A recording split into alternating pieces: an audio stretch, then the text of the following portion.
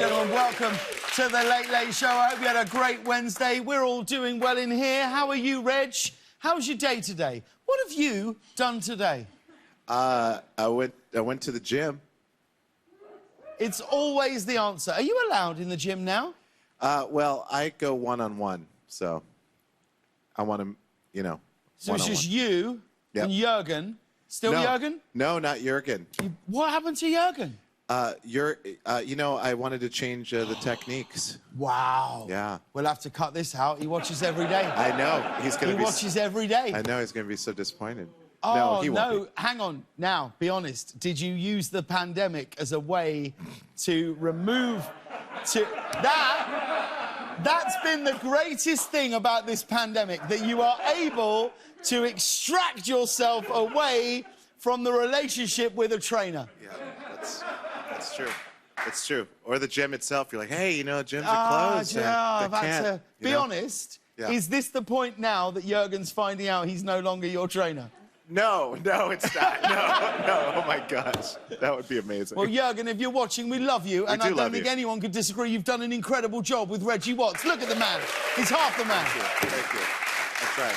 Tonight on the show, we'll be talking to the dazzling Gabrielle Union. Then we have a brilliant performance from Nick Cave. I hope you'll stick around for that. But there's some big news to talk about today in some explosive new audio.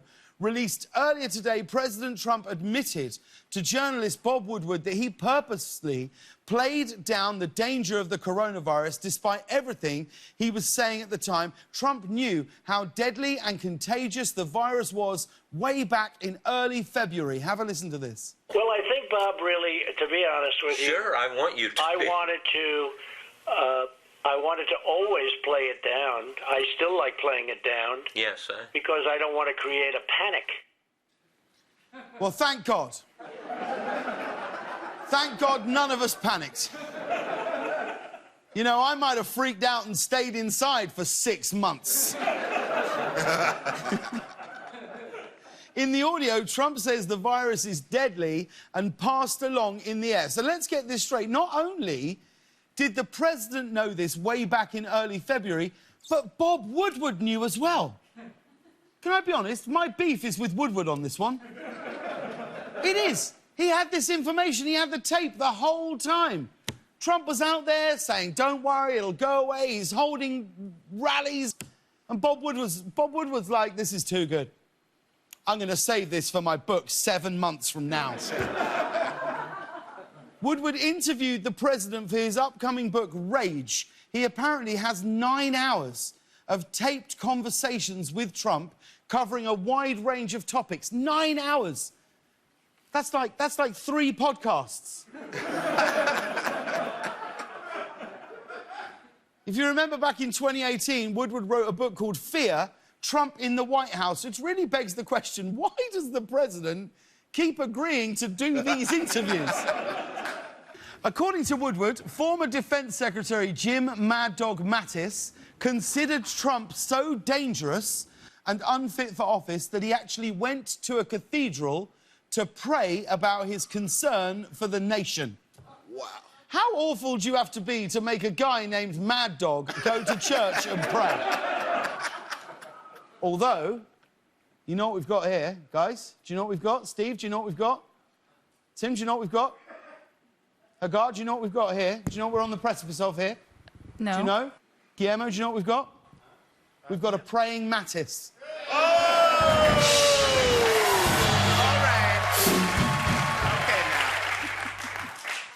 now. Have a great sleep. We'll see you tomorrow night.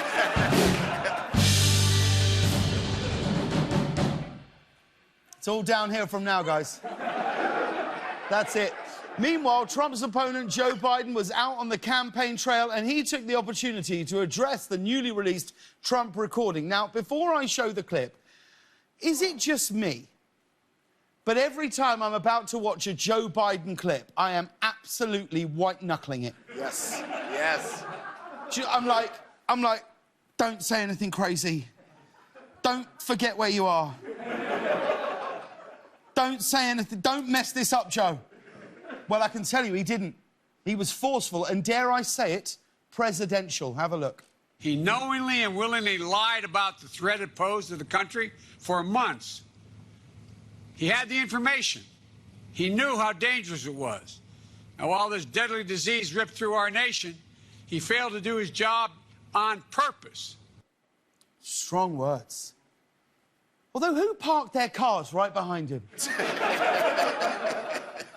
you know what I mean? It's the Vice President Biden who's like, I'm just going to park here. It'll only be a few minutes.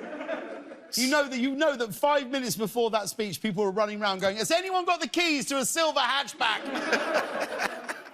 I was impressed with Joe Biden, though. I saw conviction. I saw decisiveness. I saw leadership. It was brilliant. And also, if this doesn't work out, I would totally buy a truck from Joe Biden. Wouldn't you? Ian, would you buy a truck from Joe Biden? Oh, yeah. It doesn't even matter if I want one. He's going to come in and start telling, like, a rambling story about a drifter named Hot Wing, and then, like... and then before you know it, you're driving home in a truck like, oh, I own a truck now. All right. But it wasn't all bad news for the president today. It absolutely was not. This morning, it was announced that Donald Trump has been nominated for a Nobel Peace Prize. I mean, no, come on. He did keep us all from panicking. No one panicked. Isn't that right, studio audience? No. Trump doesn't know anything about peace unless it has the word 5 before it and the words chicken bucket after it. And later today, when asked by a reporter to comment on the Bob Woodward recording and whether or not he misled the country, Trump had this to say.